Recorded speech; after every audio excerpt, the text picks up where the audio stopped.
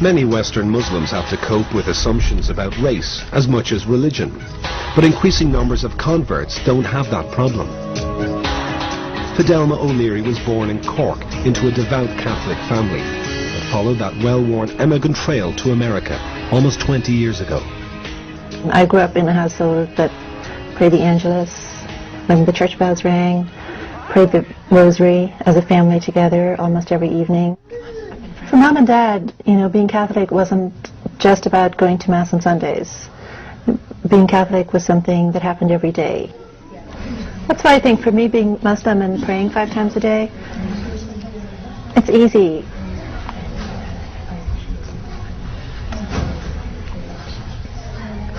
It was a process of becoming disenchanted with the church.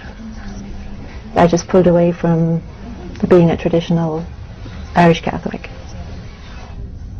Today, Fidelma lives in the Texas state capital, Austin, and is professor of biology at St. Edward's University. You find someone poking around inside your nostril, right? They're just worried about you.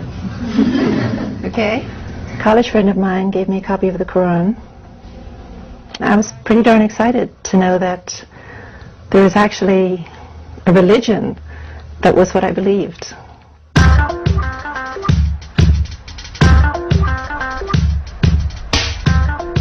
I've been Muslim for about 25 years, and I can remember a time when I was the only convert I knew. Now, I mean, my circle of friends is half converts.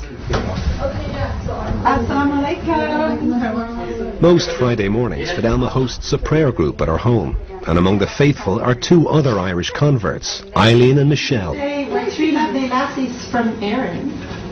And I am the best of them all. The world is becoming quite secular, and I think that's okay for a while, but then people look for meaning and they look for significance. Jesus said, I am indeed a servant of Allah. He has given me revelation and made me a prophet. It's a very simple message. At the end of the day, it's a very simple message. There's God. Worship God.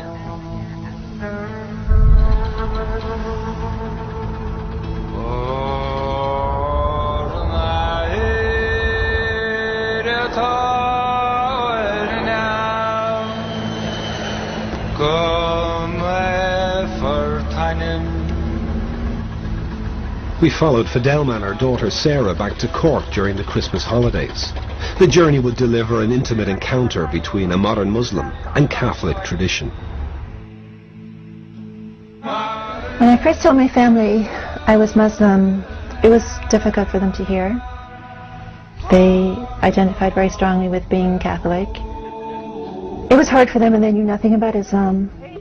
You talk about misrepresentations of Islam now, well, go back to Ireland in the 70s and it was more harshly misrepresented.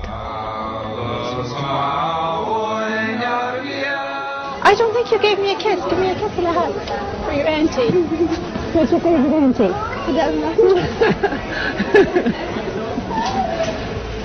How's everything? Great. Yeah. Great.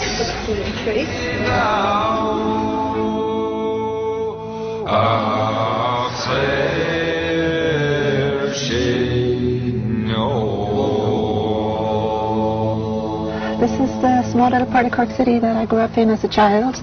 During my childhood, Ireland was completely permeated by things related to the church and Catholicism, and I think, you know, growing up next door to a church seemed completely natural.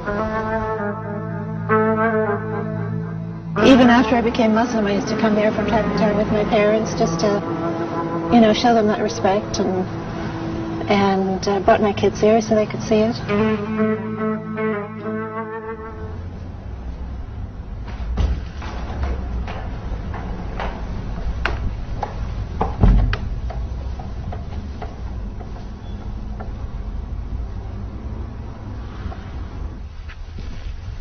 I'm kind of shocked at myself to remember that I used to go and kneel in front of these statues and pray to them.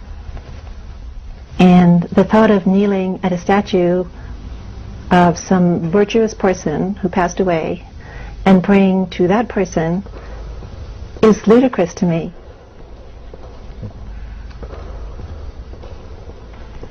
Well, one of the things I loved and still love about Islam is that the relationship with God is direct. It's me and my Creator.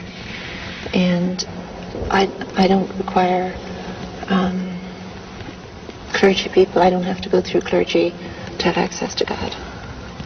So I can learn from scholars, but my access to God, my worship is direct.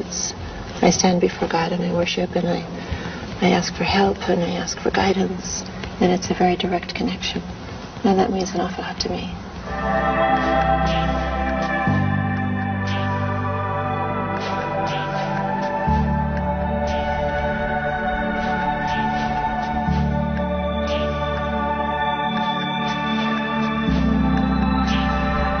What we have in the Quran is we have hints at the magnificence of God. Ar-Rahman Ar-Rahim, the most merciful, the most forgiving, all-powerful, unimaginable creator, unlike anything created. So I think it's a human tendency to always try to imagine that God is like something created that we can see or hear or taste or touch. But the creator is nothing like what was created.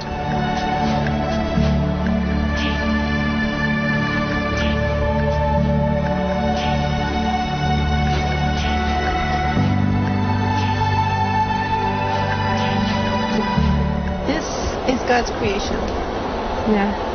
And this makes me want to submit myself to God.